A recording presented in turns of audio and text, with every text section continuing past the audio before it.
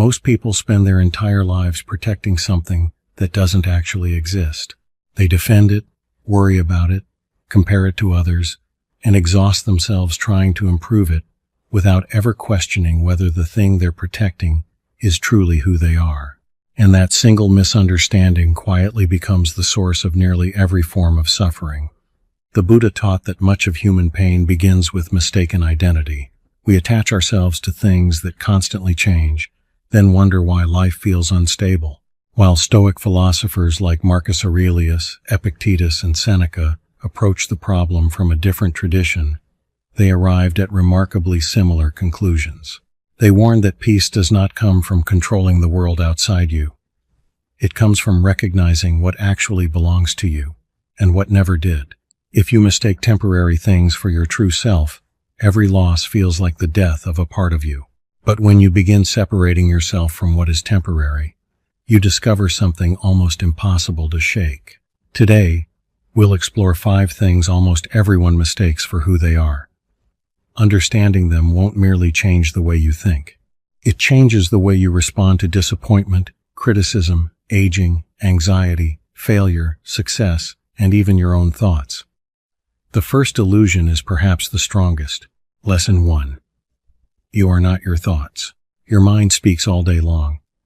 It comments on your appearance before you leave the house. It predicts disasters before they happen.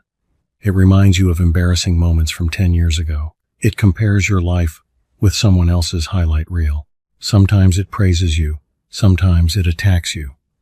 Most people never stop to ask one simple question. Who is listening? The Buddha observed that thoughts arise and disappear like clouds crossing the sky.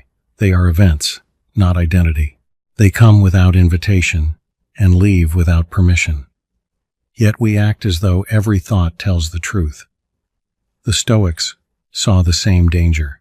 Epictetus reminded his students that people are disturbed not by events themselves, but by the judgments they make about those events. A thought arrives. We believe it immediately. Then we build an emotional life around something that may have never been true in the first place. Imagine receiving a short email from your boss. We need to talk tomorrow. Nothing else. Before the meeting even happens, your mind creates an entire movie. You're getting fired. You disappointed everyone. Your career is over. The next day, your boss simply offers you a promotion. Nothing in reality caused the suffering. The suffering came from identifying with every passing thought. Marcus Aurelius practiced a different response. He constantly reminded himself to examine impressions before accepting them. In modern language, he would say, "Don't believe everything your brain says." This doesn't mean suppressing thoughts. It means observing them without becoming them. The next time anxiety tells you that you're not enough, notice the sentence without immediately agreeing with it. Let it pass through your awareness, like traffic passing outside your window. You are the observer, not the noise. The moment you understand that difference, your thoughts lose much of their power. And with that freedom comes the ability to choose your response instead of being dragged wherever your mind decides to go. Lesson 2. You are not your emotions. There is a popular belief that emotions define authenticity. If I feel angry, I should express it. If I feel afraid, I shouldn't act. If I feel insecure, something must be wrong. But emotions are weather. No one mistakes a thunderstorm for the climate itself. Yet many people mistake temporary emotional storms for permanent identity. The Buddha taught that feelings arise because conditions change.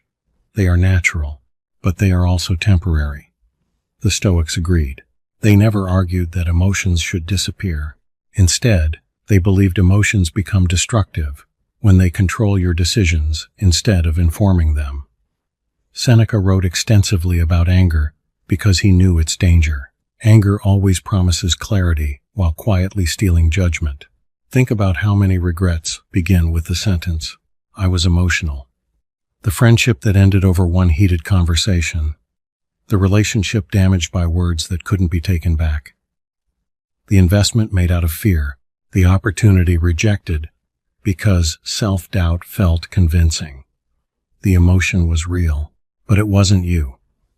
A disciplined person feels fear before giving a speech. They simply don't allow fear to become the author of their actions. Courage is not the absence of emotion. It's refusing to let emotion become your identity. The next time sadness arrives, don't tell yourself, "I am broken." Instead, notice, sadness is present. That small change creates enormous psychological distance. You stop drowning in the emotion. You begin observing it. And what can be observed can eventually be understood. Lesson 3. You are not your reputation. Few things imprison people more effectively than other people's opinions. Entire lives are shaped by invisible audiences. People stay in careers they hate because success looks impressive. They remain silent because disagreement might invite criticism. They buy things they don't need to impress people they don't even like. The Buddha warned against craving praise because praise inevitably brings fear of blame. Marcus Aurelius repeated this lesson almost daily. He reminded himself how quickly those praising you today will themselves disappear tomorrow. Reputation feels permanent. It isn't. Think about someone you admired 20 years ago. How often do you think about them now? Probably very little. The same is true for the people currently judging you. They are busy worrying about themselves. The prison exists largely inside your imagination. Epictetus encouraged focusing only on what lies within your control. Your character? Yes. Someone else's opinion? Never. Imagine posting something thoughtful online. 100 people appreciate it. One stranger insults you. Which comment occupies your attention all evening? For most people, it's the negative one. Why? Because we've confused approval with identity. But your worth has never been determined by applause. Neither criticism nor admiration changes who you truly are. The practical exercise is simple. Before making an important decision, ask yourself one question. If nobody knew about this choice, would I still make it? If the answer changes, reputation, not wisdom, is leading your life. And reputation has never been a reliable guide. Lesson 4. You are not your possessions or achievements. Modern culture constantly whispers the same message. You are what you own. You are your salary, your title, your house, your car, your accomplishments. Lose those things, and you've somehow lost yourself. The Buddha challenged this illusion directly. Everything material changes. Everything acquired can eventually disappear. Therefore, attaching your identity to possessions guarantees suffering. Seneca understood wealth better than almost anyone because he possessed enormous riches, yet he deliberately practiced living simply from time to time. Why? Not because poverty was desirable, because dependence was dangerous. He wanted to know that comfort belonged to him, not that he belonged to comfort. Imagine someone who spends 40 years building a successful business. One economic crisis destroys everything. If their identity rested entirely on success, the financial loss becomes an existential collapse. But if they understood themselves as someone capable of wisdom, courage, discipline, and resilience, then, while money may disappear, the person capable of rebuilding remains. Marcus Aurelius ruled an empire. Yet in his private journal he reminded himself daily that emperors die just like everyone else.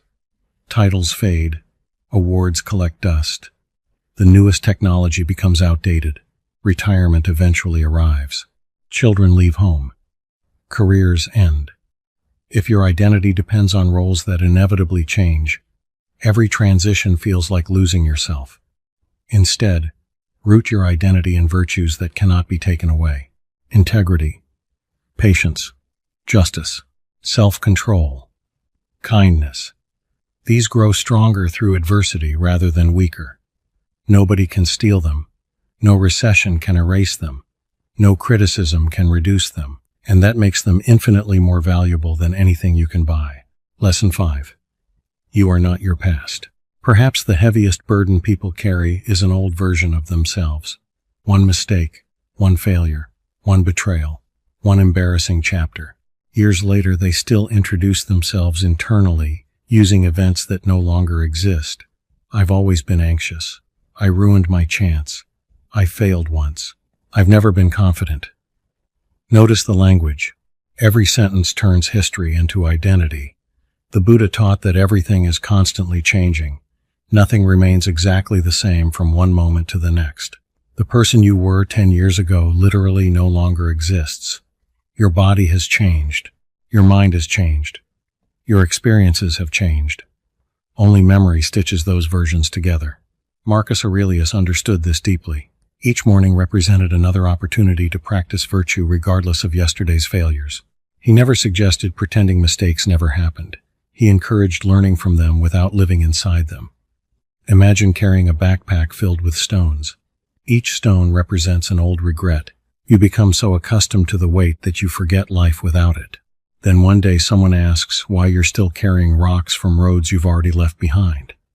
That's what attachment to the past looks like. Your history can teach you. It should never imprison you. The practical question is this: if you met yourself for the first time today, without knowing your past, what kind of person would your present actions reveal? That answer matters infinitely more than stories your memory continues repeating.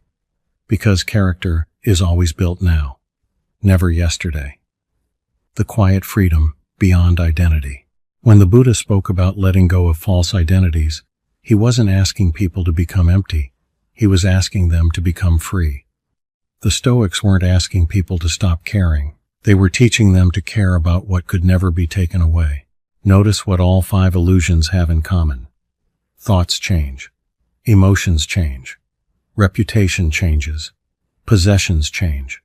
The past can never be recovered. If you build your identity on changing things, your peace will constantly rise and fall with circumstances. But beneath all of them exists something steadier. Your ability to choose. Your ability to observe. Your ability to act with wisdom rather than impulse. This is where Marcus Aurelius found strength during war. This is where Epictetus found freedom despite slavery. This is where Seneca found peace, despite enormous wealth and political danger. And this is where the Buddha found liberation, after searching everywhere else. The world will continue changing. People will praise you, misunderstand you, disappoint you, and eventually forget you. Your thoughts will still race some mornings. Fear will still visit.